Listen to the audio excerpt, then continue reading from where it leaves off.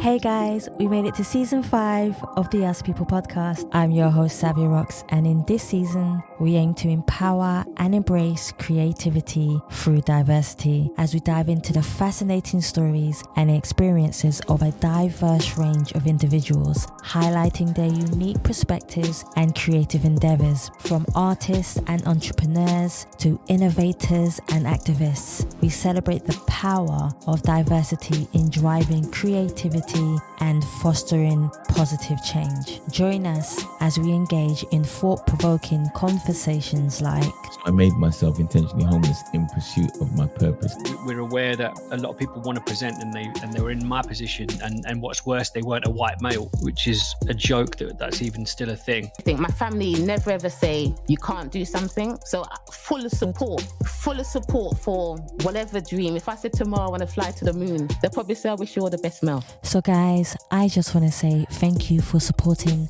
the Us People podcast for the past 5 years, and we look forward to sharing another new theme song with you. Let's go.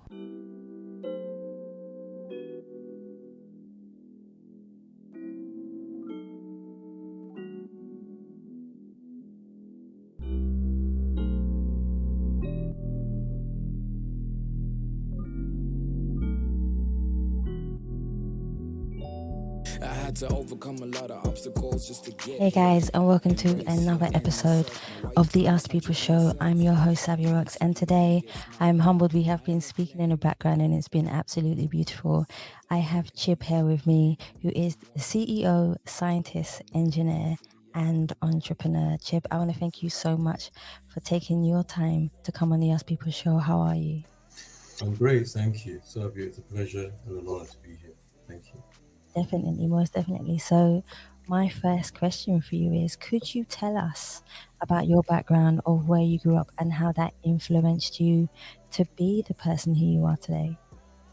Yeah, absolutely. I was born in Nigeria, in West Africa. Came to the UK with my parents and my sisters when I was very young.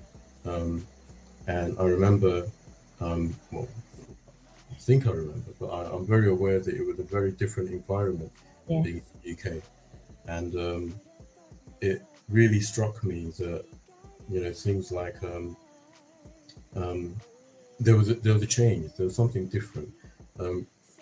When I was younger, my mother, for example, used to tell me that I used to like sleeping underneath my grandfather's car back home in Nigeria because it was very comfortable for me. It was mechanical. I loved anything mechanical or electrical. I injured myself a few times, got electrocuted, of course, but it was always something which was there. Yeah. So it's just stuck with me, really, a love, a passion for engineering and technology, really. And ultimately, that's brought me to where I am today, running a tech business. See, I love that. Was there anyone who influenced you, or did you just feel naturally connected to technology itself? Because I know you said you're sleeping under your grandfather's car, and even though some people might find that extremely weird, I always believe that sometimes it's just automatically in you. If you've been sent, like we were talking even before we came on about purposes, Yes. if something is automatically connected or for you as an individual, it will just be. Was there any influence? Was your grandfather an influence to you, or was it just something that you thought, no, this is what I want to do, and I knew from a very young age? Yeah, I always knew from a young age. I was always drawn to, mechanical devices, anything electronic, and I was quite fortunate to be introduced to computers in our household when I was still fairly young. And what really struck me was the ability to create, in terms of creating software, in terms of building hardware, because this was back in the days when you could, if you had a lot of money, you could buy a computer. Yeah. We didn't have a lot of money, so I persuade my parents, it wouldn't be me, to buy components, to buy parts, and over the course of weeks and months, I'd be able to build something and to make it work and to find out, how parts work together, what went wrong, and diagnose faults and rectify them, and just go from there, improve designs and start to develop my own, really. Yeah. And that was a really exciting time because, yes, there is creativity. Um, there are options for creativity in the world today, but they're quite different to the way that they were when I was very young. It was much more hands-on back then in Yeah. terms of hardware and electronics, and I think that was a fantastic way to get into actual hardware engineering. Um, yeah, so there are options available today, but it's still not the same, really.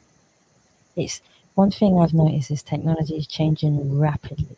Yes, And yes. more, which I'm going to talk about with you, this whole science side and all of it. But there is a question that I think resonates a lot and tells people a lot about you, which is, can you define yourself as a person, but also who do you see when you look in the mirror? But on the flip side of that question, has there ever been a time you have looked in the mirror and not recognized the person staring back at you? How did you manage to go from a person that you don't like looking in the reflection of the mirror of to being a person who evolves and loves life and is on a journey of what they feel is ambient for them? That's a big question, Sylvia. It's massive. There's layers to that. Yeah, there are indeed. Um, I think, as I said, I always knew that I would be in technology. I always knew that was what drew me. But I also recognized that for me to do the best as I could in this field, I had to give myself the opportunity to learn from the ground up. Okay, so Yeah, working for other people, working in different industries, working in different roles, gathering knowledge and experience from as wide a range of opportunities as possible. Um, so I've done a lot of different types of work. I haven't always been in engineering. Although my degree was in computer science, I diversified into finance, done a lot of work on macroeconomics, and even in law, I actually served as a police officer in Metropolitan Police wow, for a few years. That was quite a diversion. Um, Simply because I wanted to understand, ultimately, I wanted to understand how technology was relevant in policing, but I also um, wanted to understand how policing worked on the inside. It's yes, easy to, watch the news and, you know, get stories from people about, how it works and how it seems to operate. But I think it's very easy to stand on the outside and throw stones, but to be on the inside and to actually understand the fundamentals of how the system works is much more effective. And in doing that, I was able to gain an understanding which has applied to the work that I'm doing now. Although it seems massively different, policing obviously and engineering, it's given me an understanding of not just how data works, but also how data can save lives. How information security is so important that it is potentially the landscape in which global decisions are made. yeah, So it's something which I've always taken seriously. And yeah, as I said, it's very, very different to the work that I'm doing now, but there are always opportunities to learn in every sphere, in every conversation, in every interaction. And the best thing that I did for myself many, many years ago was tell myself that every interaction would be an opportunity to learn, no matter how apparently facile it might be, no matter how brief. It's very important for me to keep my eyes and ears open, to understand, to acknowledge, and to learn, so that further on down the line, when I have an opportunity to implement that learning, yeah. I'm doing it from a position um, of having gained that knowledge in the first person, as opposed to secondary or tertiary understanding. Really, that's what matters. I completely agree with you. I definitely agree. So you have layers to you. So you're not just, you've been gifted with many layers and purposes in life. Being a CEO, a scientist, an engineer, an entrepreneur, all of these are layers into different things in different angles in different ways. Mm. But I would love for you to break down you what being a CEO is, but also a scientist and an engineer, because all of them hold a different spectrum, as they say on a pyramid or being part of a team. Could you break down what each one means to you and how you manage to use all of them to build an entrepreneur business like you have? Yes, absolutely. I think a theme that is prevalent in all of those areas is the importance of learning. Yeah. You know, anyone can give themselves a title, but actually having the understanding that goes into earning that title can be life-changing. And what is consistent with all of them is it's so important to be learning all the time, to be taking in information, and to be listening to people. I try to make sure that I listen more than I speak, simply because that's how I'm able to gain information directly from people. And another element which they share is the creativity. I Yes. actually liken engineering and science to the work of an artist. You are creating a sphere of understanding which potentially didn't exist before your discovery. Yeah. And it's beautiful. It's something which is, in that moment of time, it's unique. For example, as you know, with my technology, with Zanshuri, we produce some of the most energy efficient computers in the world. Yeah. And the process of getting that accolade, it didn't happen overnight. It happened over many, many, many years. So there were processes of iteration, of experimentation, of developing solutions, finding out how they worked, understanding why they didn't work, and rebuilding and trying and assessing and re-implementing ideas that initially would have been discarded, but then finding that they did have relevance in a new iteration of design. And eventually we were able to get to the point where, we're bringing energy consumption down, you know, in percentage terms significantly. So I think the first time that we actually developed a system which used less than half the energy of an equivalent desktop, that was revolutionary. Yeah. Because you were looking at how you could be able to do the same amount of work whilst using half the energy. Yeah. It was interesting because my real drive at that time was finding out how we could implement solutions in parts of the world where energy was less ubiquitous or less accessible, shall we say. So third world, emerging economies, things of that nature. But now, as everyone knows, we're living in this time of energy crisis. And there is a lot of interest in what we do, simply because the relevance of that technology has now become much more important in all walks of life, in every industry, in healthcare, in education, in finance, in government. And so that's quite a revelation, because it wasn't something that I thought would happen. But I do remember, this is going to be quite odd. I remember being in school many, many years ago.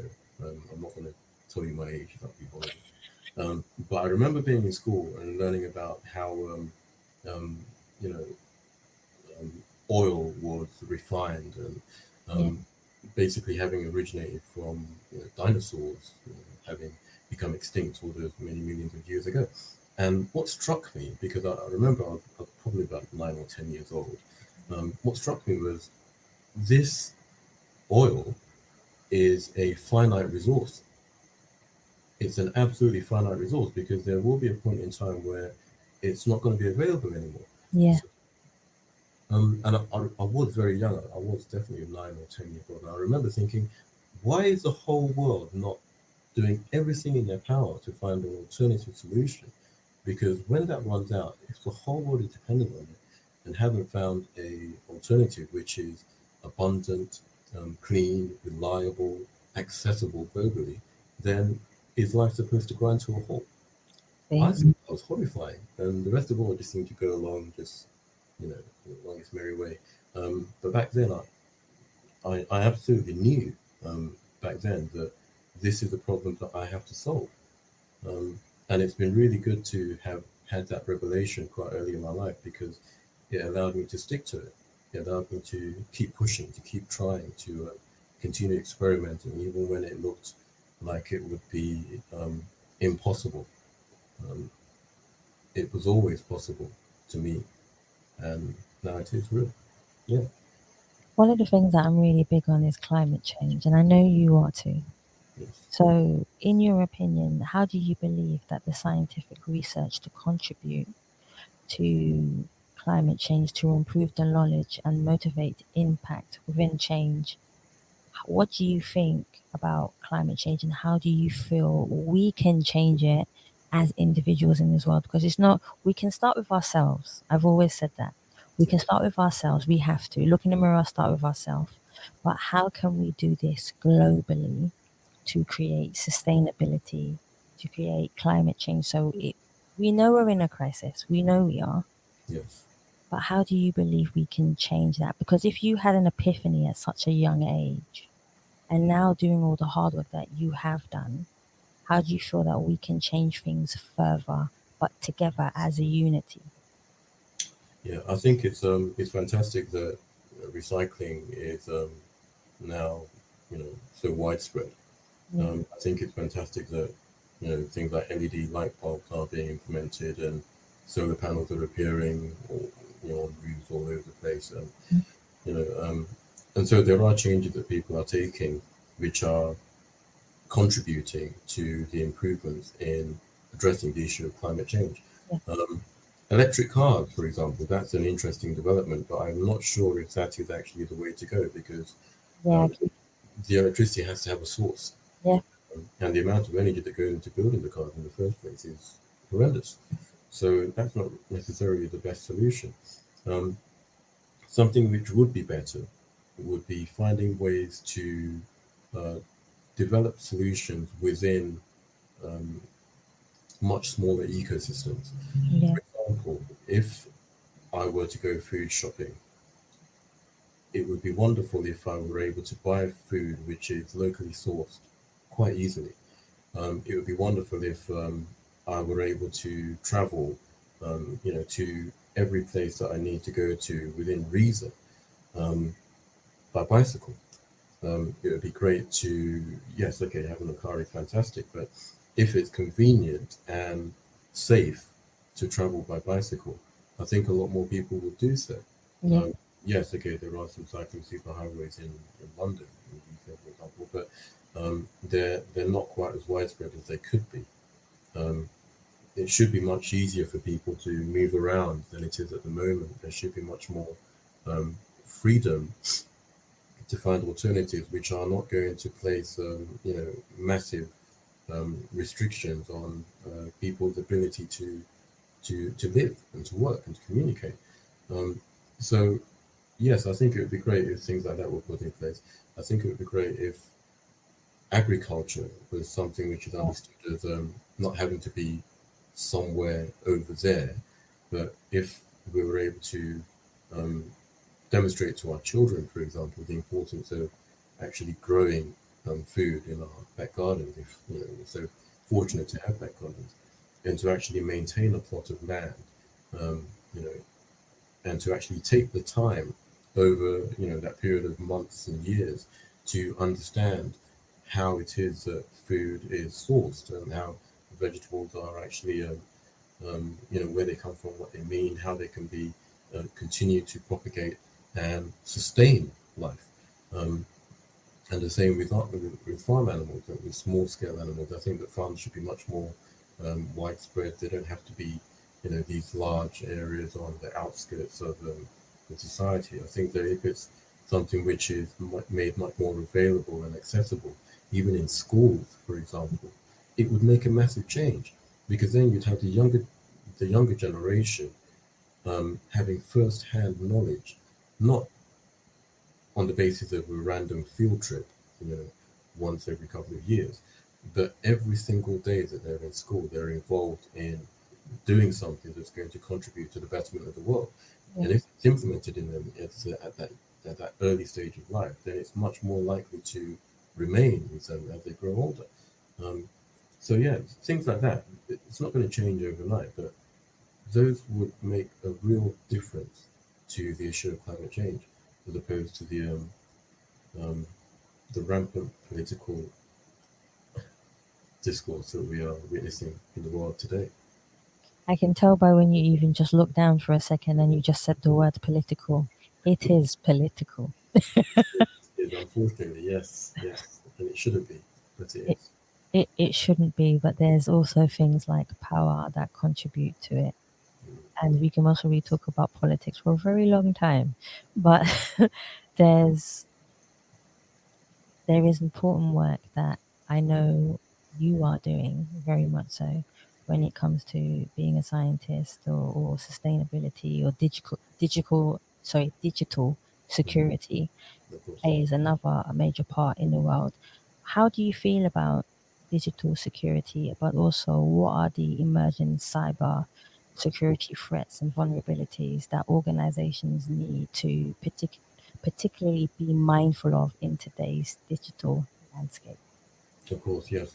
Um, there is so much information sharing that happens without our knowledge. Yeah, It would actually be horrifying if people became aware of just how closely we're tracked by devices like say our phones, uh, laptop systems, and cars, CCTV, obviously, and things of that nature. But our online footprint, our use of social media, um, there is so much information out there about the individual that yeah, I think if people really did have an understanding, it would probably alter the way that they use the internet. It would probably alter the way that people use social media.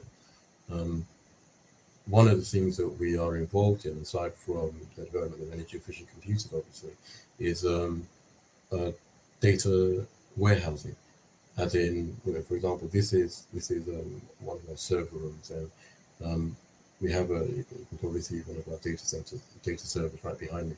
Um, it actually holds information for commercial entities, and it's it's obviously that data is held in the cloud, but the understanding of the cloud is it's somewhere else.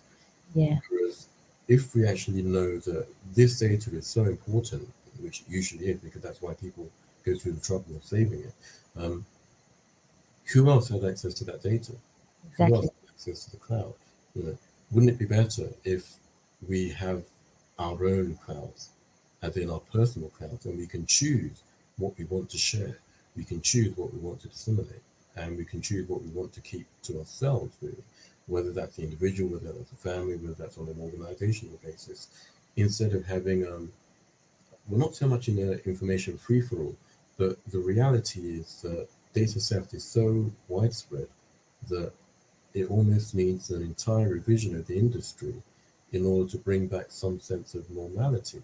Yeah, Uh, the the systems that we have in place are so robust and so in excess of the security solutions which are implemented, for example, by various militaries around the world.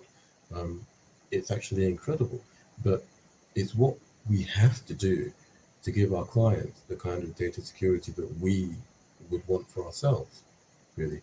Um, so yeah, there's a real problem with things like Facebook, for example.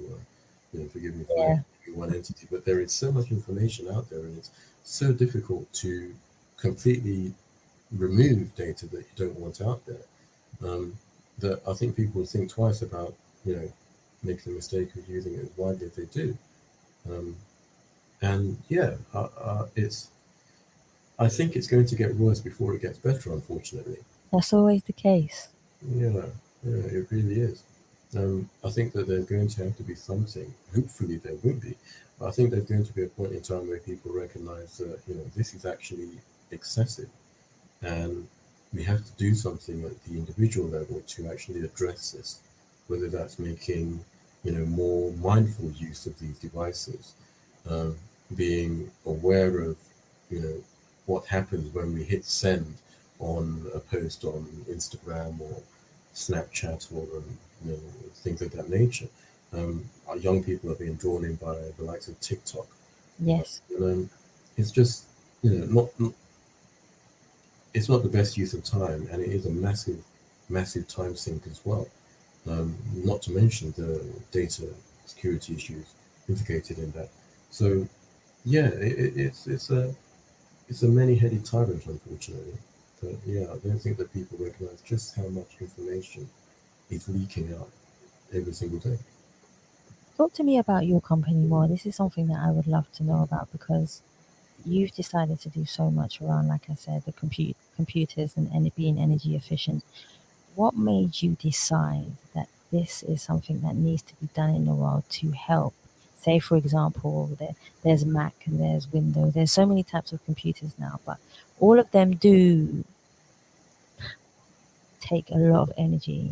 And Yeah. even when you're using them, you can feel the energy within the. I don't know if you've ever, when you put your hand on top of a laptop, like even if I'm doing now, you can feel the energy running Yeah.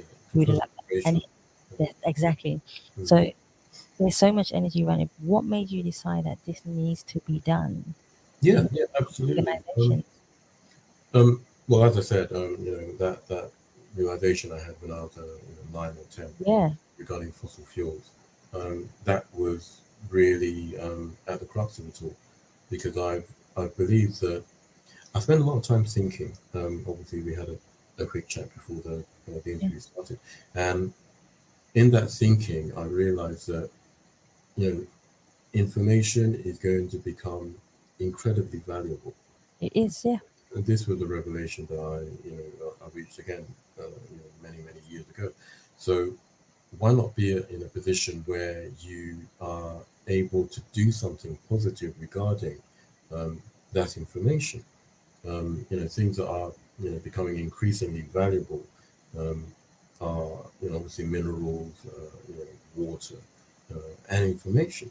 Um, and I think that was why I decided to get into this area, simply because it would allow me to address what I knew was coming, the issue of energy.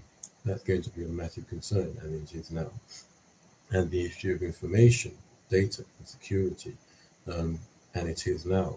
So going into computers allowed me to enmesh myself in a field which I knew was inevitably going to become of such fundamental importance to the yeah, world that imagining a world without this capability is now impossible.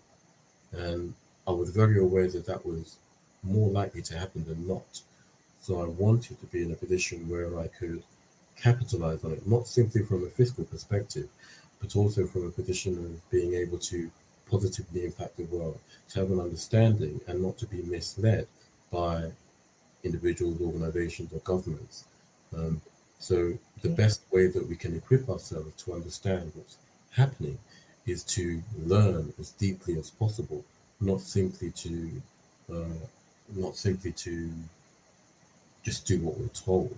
yeah, It's very important that we read, that we study, that we experiment, that we try, that we take things apart and build them up again and see how it works and have that understanding, um, and take the time to really deeply think about what you're doing, think about the implications of what you're doing, think about the reason for what you're doing, and think about the connotations associated with that, how they're perceived, how will it impact the world, how will you as an individual impact the world, your words, your speech, your interaction, your thoughts and your actions, obviously. And all of those went into that melting pot of thinking, okay, this is what I want to do because it will be relevant and it will make a difference. And more than all of that, it will be of such importance that choosing not to do it would probably be the biggest regret of my life. I totally hear you when you say that. I really do. One of the things that spontaneously came to my mind was I know a lot of people are talking about, and I'm sure you've most probably heard sometimes the government say, or they have already said, as I say, if the world was going to go to a standstill and everything was to shut down, this would be a major implication to organizations, individuals. How do you feel that we as a nation all over the world would handle this, in your opinion? Yeah, I don't think that we're ready to experience such an upheaval, unfortunately. I don't think that we are in a position where we can um, function without the luxuries which we're accustomed to now, which goes back to what I was saying about teaching young people how to, grow food, Yeah, how to tend crops, how to, raise cattle. even chickens, small farming animals, simply because we need to be able to survive without technology. Yes, it might sound odd, someone who's so heavily involved in technology to actually reach this understanding, but the, it it was always clear to me that if we're not able to survive in a world where we don't have everything that we currently have, if it's suddenly taken away, does that mean that we are rendered useless? Does that mean that our survival is going to be counted in days or weeks as opposed to years and decades? Exactly. So yeah, it's very important. Aside from the work on energy efficiency and recycling, renewables, but bringing energy consumption down to such a level that it's almost a tiny percentage of what it is today. You know, if we were able to, if every house in the UK was equipped with adequate solar capability, Yes. we wouldn't need power stations. Okay, if we made use of you know what continued progressing the capability of air source heat pumps, and combine that with ground source, with water recovery, with proper correct heat insulation, um, with irrigation control measures, um, we'd actually find ourselves in a position where we don't need to use quite so much energy. We don't need to use even half the amount of energy that we're using today. Um, and it's something which would be of such wonderful benefit to the world that I don't know why it's not, well, I do know why it isn't spoken about so widely, because yes, although, organizations are talking about the importance of being green, um, the financial impact that would, Yes. be a consequence of the whole world or the whole nation switching over to solar instantaneously would be horrendous for large power organizations and those who supply fossil fuel, for example. But it must be done. It must be done because we have to be able to accommodate the inevitable changes which are heading our way, Yeah. and not be taken by surprise, and not be allowed to suffer um, as a consequence of the failings of our government. We can't do that. It must be.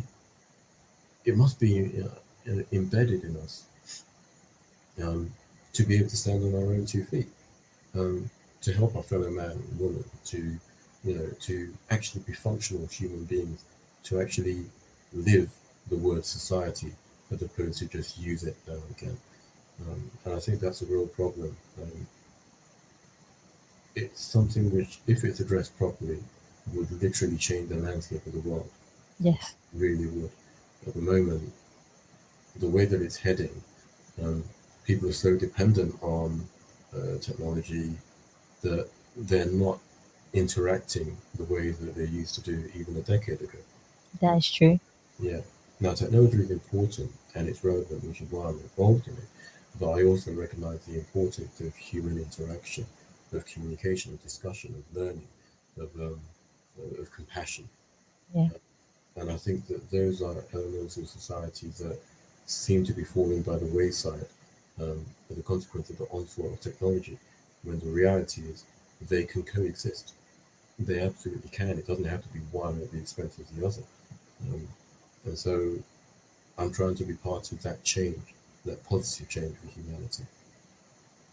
What are you most curious? This is what I would love to know. What are you most curious about in your mind and in your company right now? I know that you are most probably working on, your secret missions in the at work and so on and so forth. But is there anything that you could share about your vision and your goals for your company, and possibly even some of the things that you have been working on to elevate, you know, yourself, your company and organizations to make the world a more efficient place, or even just the direction of seeing things more positively.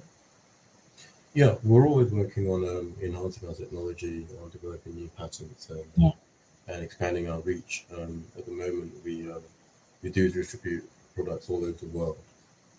We're looking at establishing a large facility in the US as we speak. and that would be a massive, big step for the organization because we haven't done that before. We are selling to a large part of the world, and I think that as this is happening, we're becoming more visible. Yeah. Actually, obviously, I consciously took the decision to be involved in this interview today because I recognize that I have to be more visible. It's fantastic that I'm working on this, and I have a wonderful team working with me. But we should be more visible simply because if we're able to inspire other people to do something similar in their sphere of knowledge or even in the same area, then ultimately it's going to be beneficial to mankind. Exactly. And that's that should be our shared goal, really. So that matters to me from a business perspective. But then, well, the name of the company is Zanshuri, Yes. and the meaning of the word Zanshuri is always better. And the reasons that I actually made that word up when I was 10, but I decided to stick with it because it made sense to me.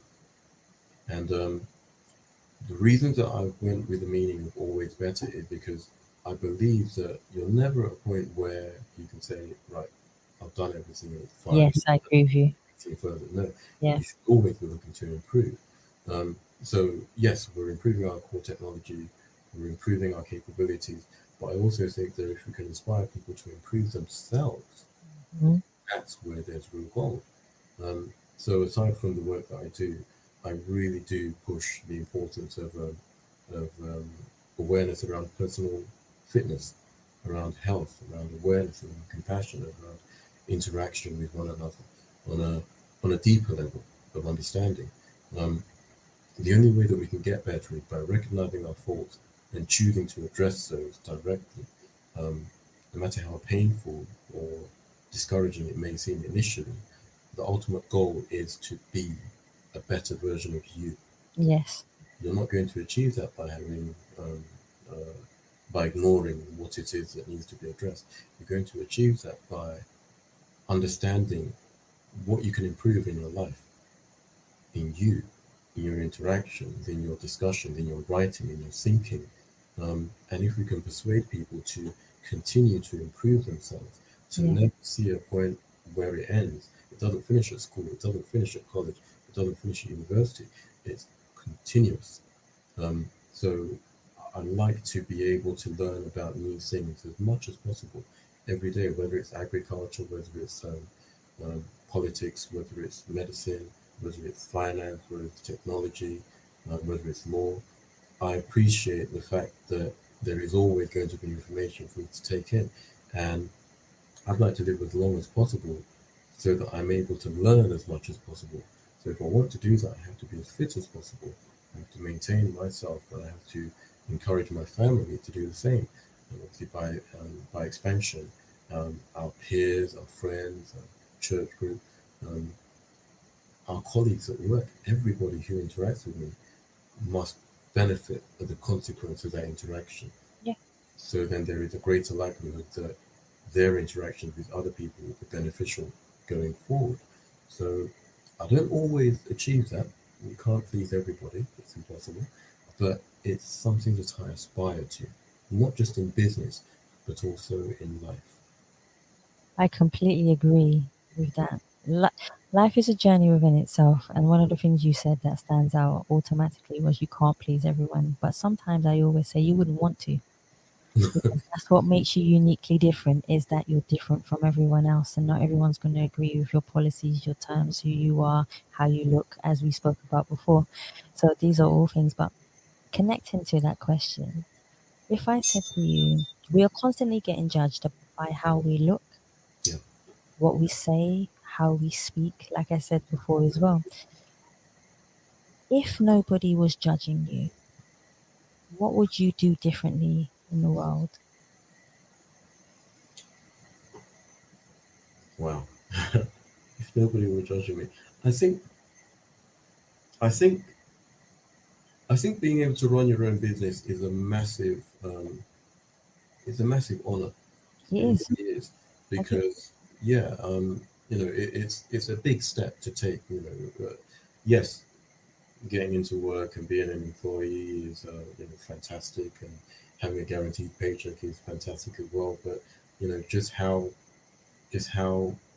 reliable is that guarantee? We're seeing people leaving their jobs left, right, and centre. We're That's true. seeing society is awakening to much more difficult financial times than were the case just a couple of years ago. Obviously, we've just gone through a horrendous pandemic, which almost nobody foresaw. I say almost nobody foresaw, and the reality that we are living in today is very different to what it was just a few years ago. So, if I were to answer that question by saying that I'm doing that already, I don't think that I'd be doing myself or you a disservice. I run my business the way that I'd like to run my business. I work as hard as I want to work. I dress the way that I like to dress. I don't adhere to other people's directions, instructions. I don't want to conform.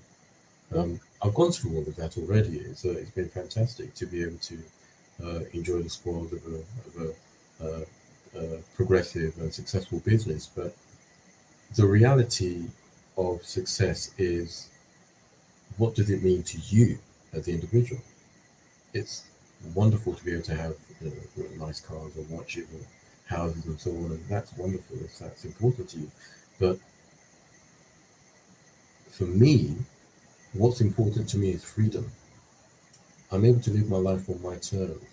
I'm able to do, largely what I'd like to do within reason. Obviously, I don't want to break the law. And it's a fantastic gift to be able to say, today I'm going to go to my office and to work on developing a pattern for a technology that the world has not seen. That is incredible. Yes. Most people don't have that kind of freedom. I have the freedom to do that. Now, it doesn't mean that it's simple or easy. In actual fact, it's a horrendous challenge. Yeah. Yes, okay, it needs a lot of work, a lot of cooperation, and it's horribly expensive as well. But it's a gift to be able to do that, to have the freedom to do that, to be able to say, I want to do something today that I've never done before, and to actually go into my workplace, to my company, and to say to my team, this is what we're doing now, drop everything else, and in 6 months' time, I want to release this to the world. And they start doing it. Oh my gosh, that's incredible. And that's me. It's like you've just had this epiphany in your head to realize that, like I said, you've been given an ultimate purpose in life, and it seems like it's been sent to you, so you're able to do exactly what you want to do in your life. And there are many people. There's nothing wrong. I always say to people, there is nothing wrong with working a 9 to 5 as long as it's not destroying your soul. Of course. There is a magnificent difference between doing a 9 to 5 that you love and doing a 9 to 5 that you feel, I shouldn't be here. This isn't connecting the dots for me. I don't feel like my soul is agreeing with me being here. And to be honest with you, it takes a huge effort, leap, and amount of passion and strength for you to turn around and say, I'm going to leave my 9 to 5 and do exactly what I want to do in life. Because like you said, there is the financial side. There is, you have to look after your family and so many other things. But to be able to wake up in the morning, first of all, and say thank you to the universe for being here. And then secondly, being able to go into work and have a dream job that you love doing. And then thirdly, have a team around you is an immense joy. That's what I think, anyways. It is, absolutely. It's a responsibility. It is. Especially recognizing that you still have to deal with the day to day. There's family, there's some commitments and things of that nature. So I keep that front and center in my mind. It's not a jolly. It's not something that I just do for fun. Although I do enjoy it, which I do, and that is also a gift. Being able to do what you enjoy is a rare gift. So if I have these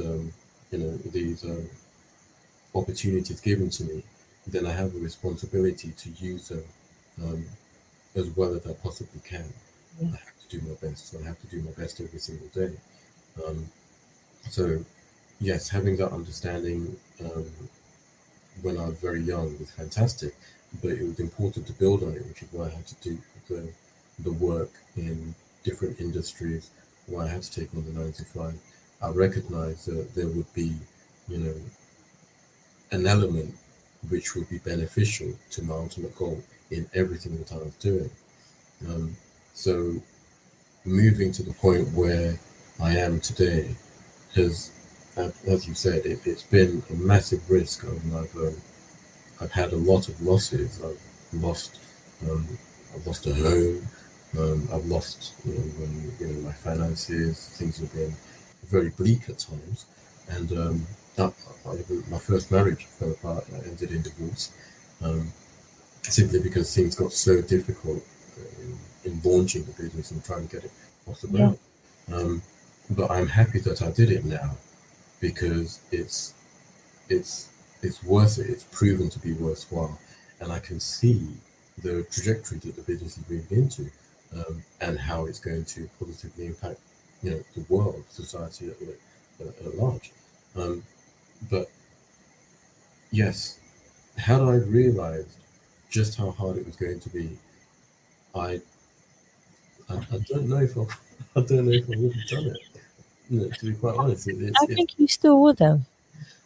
Probably, yeah, because I knew that it's something that I wanted to do, but I think that's why it's so good to not be able to realize exactly how difficult it is, because I think that a lot of people are put off by the idea that something is going to be hard, but I think that something being hard is an opportunity to learn just how capable you as an individual can be. So I've developed skills on top of the engineering and the science background. I've learned how to interact with people better. I've learned how to persuade people, how to negotiate, how to sell, how to attract investment, and how to invest, myself as well. And these are all skills which have been accumulated over many, many years. It's going to snowball. Really. So the person that I am today is so different to the person I was 2 years ago, 5 years ago, 10 years ago. And, I think that looking back on it, I cannot help but be amazed and encouraged by, the achievements of the people around me, and them being involved in helping me to realize my dream, my vision, my goal. It's incredible. It really, really is. There's no other word for it really. And then being able to say, okay, I want to see what we can do in the next few years going forward, and knowing that there are people who are willing to take that journey with me. Yeah. That really does give you an extra boost. It's a massive driver. And then this discussion is an opportunity to demonstrate to people, to let people know that this is possible. Anything is possible if you're certain that you want to do it and you have the determination and you have a dream. Then by all means pursue it. Understand that it might not be easy, that it might not be as straightforward as you imagine it would be. Yeah. But if it really, truly, fundamentally matters to you as the individual, then you must try. You must try. It's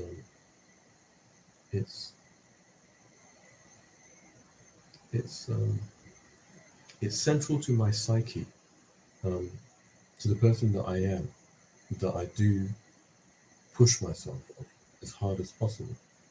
Now, it doesn't mean that everyone has that same kind of drive or even have the same kind of inclination.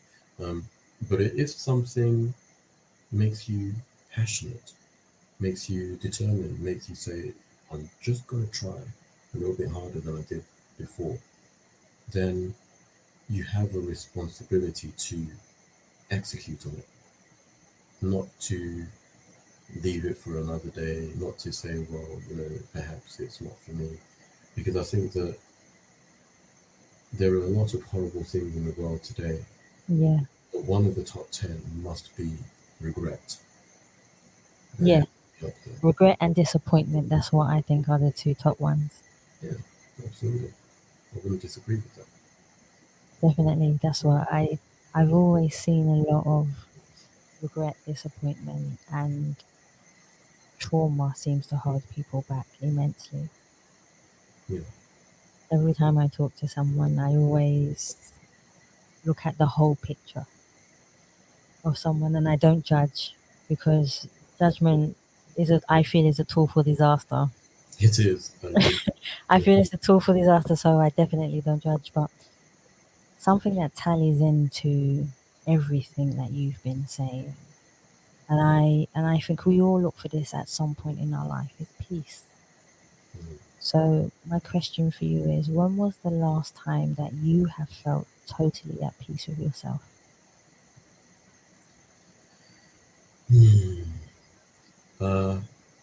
I sleep very well.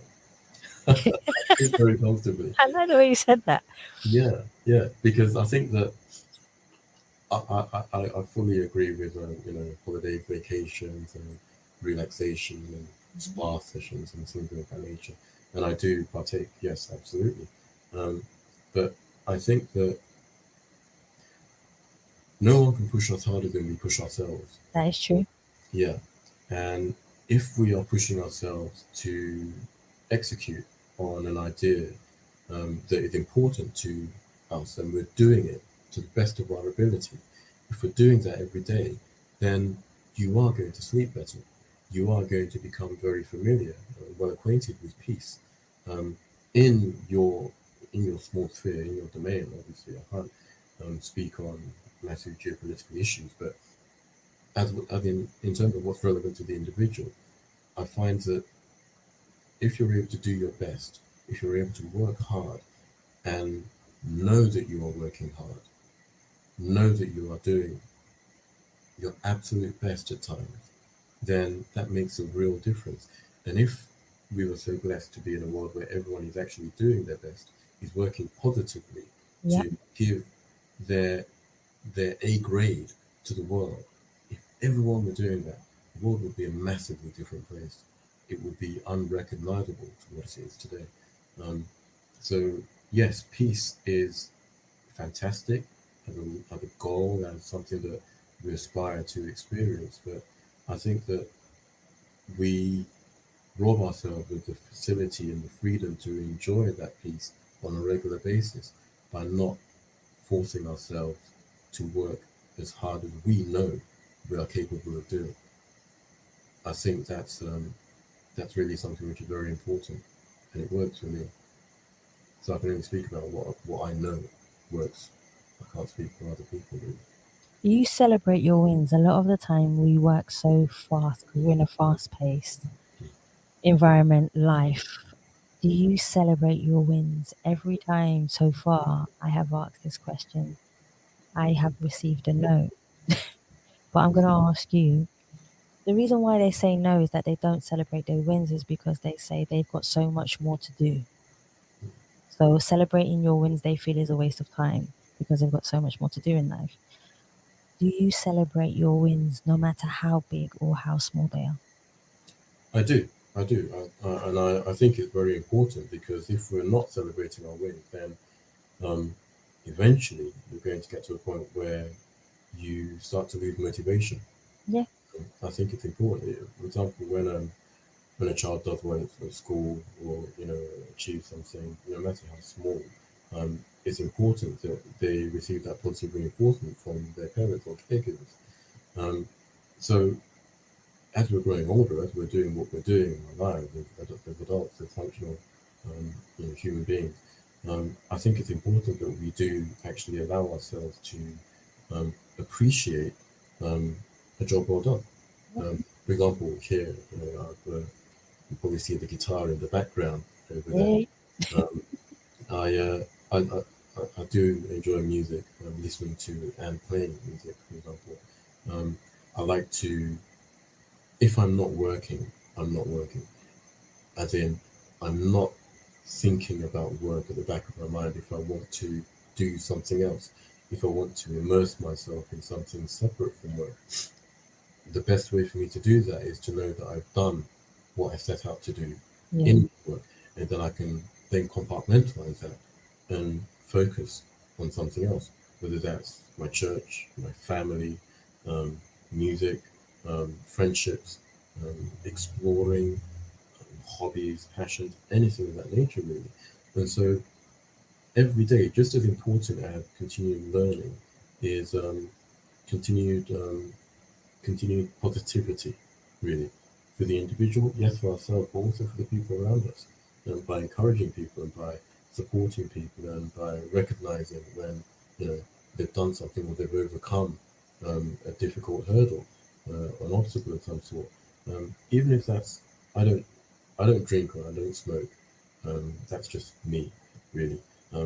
But I think that it's important that people allow themselves to do something that they enjoy. So yes, although I'm very interested in fitness, I do enjoy a chocolate bar on occasion. I do like fizzy drinks, and I know that they're not ideal, but on occasion I allow myself to. It's not a habit, of course. But no matter how small, it's still important to reward oneself. Yeah. As the business has grown, I've allowed myself to reward myself on when we've achieved significant milestones. But I now recognize that we're moving into a point where those milestones are so significant that I don't need to reward myself for those. My inclination now to reward the people around me, to encourage the people around me, and to support them to do more, to do better, to explore their own ideas, their own motivations, their own dreams, really. And there is a massive reward therein. And if everyone were able to experience that joy, I think things would be really different. But the only way that they can experience that joy is by realizing their own potential. Exactly. Moving towards that and not being obstructed in attempting to attain that goal, instead being assisted, instead being encouraged, instead being inspired, really. And all of this is part of it.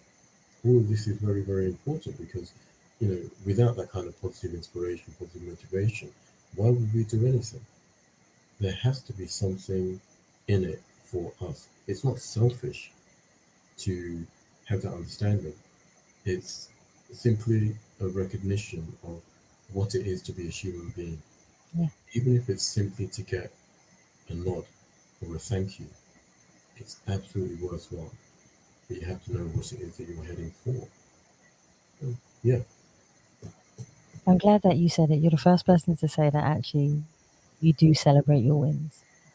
So I hope that gives people an incentive to celebrate their wins more often because, like you say, without it, you don't inspire yourself or lift yourself up and your team because it's not just about you, it's the people that you have around you Absolutely. that fundamentally play a huge, magnificent part in the role of creating something that is world changing, as they say in the world. So I only have two more for you, but my second to last question for you is what would you like your legacy to be in this world?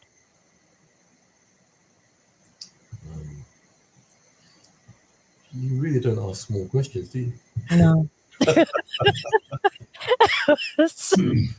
Legacy.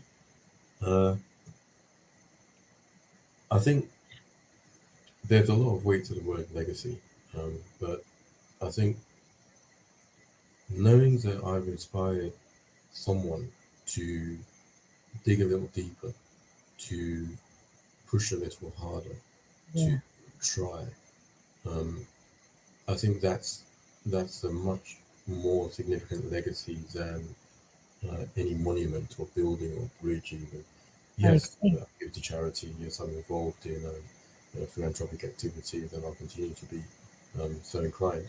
But one of the things that I've really enjoyed in business, even though I didn't think it would be I didn't think that it would be something which would come up so positive. So frequently, if at all, in business, is mentoring. Yeah. And over the years, I've mentored. Yes, I've mentored other executives. I've mentored peers, but I've actually actively participated in mentoring in schools and having discussions with young people and finding out how they think, how they feel about things, and what motivates them, what inspires them, and giving them the understanding that the world is much more expansive than what you see on the screen of your mobile phone. Yes. That we're not limited to aspiring to celebrity status, for example, the latest fashion trends or anything of that nature. That there is relevance in being introspective, in finding out what matters to the individual, and then allowing that to flourish and blossom to the world.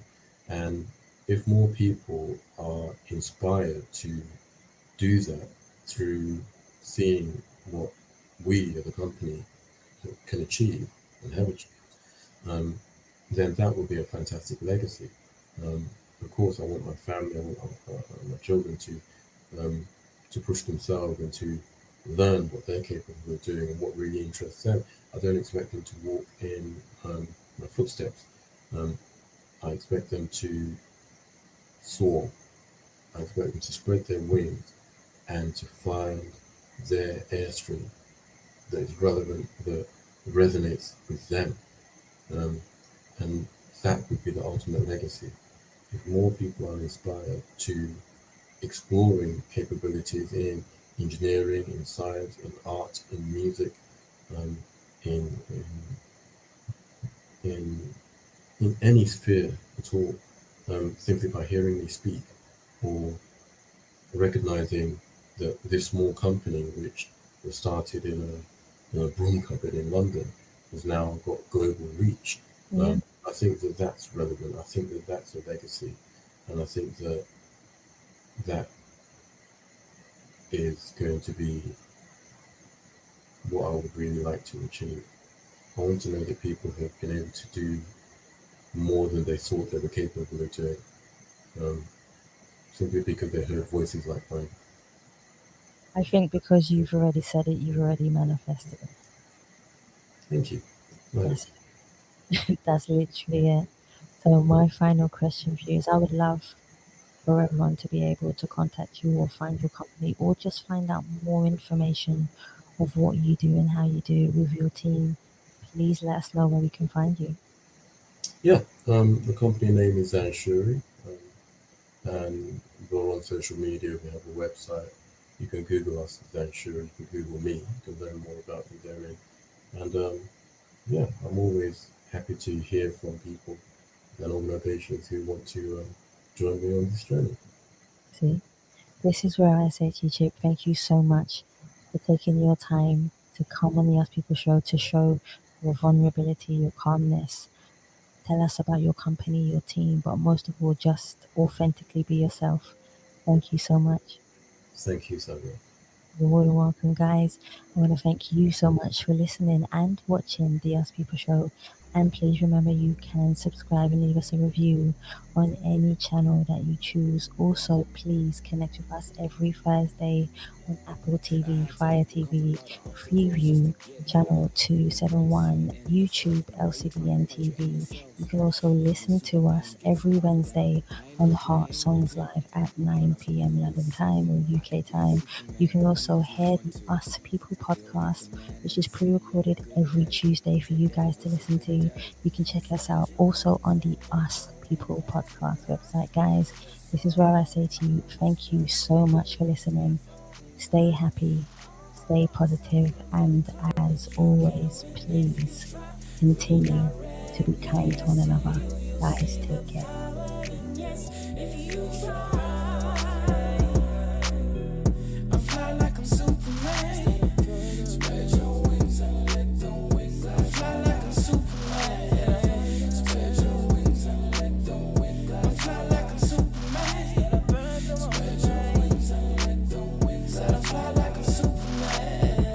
Through the darkness of the night, you'll be moving to the point where I am today has, as you said, it's been a massive risk.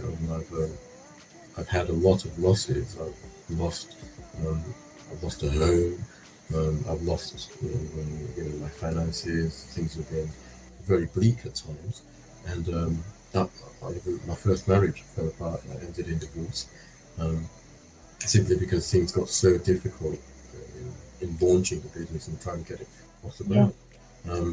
But I'm happy that I did it now, because it's worth it. It's proven to be worthwhile. I fly like I'm Superman. Spread your wings and let the wind glide. I fly like I'm Superman. Spread your wings and let the wind glide. I fly like I'm Superman. Spread your wings and let the wind glide. I fly like I'm Superman. Spread your wings and let the wind glide you high. We're just soaring through this journey, leaving fear far behind. Our hearts are full of courage. You can win if you try. Redirect the yes to you. You'll see the power in us if you try.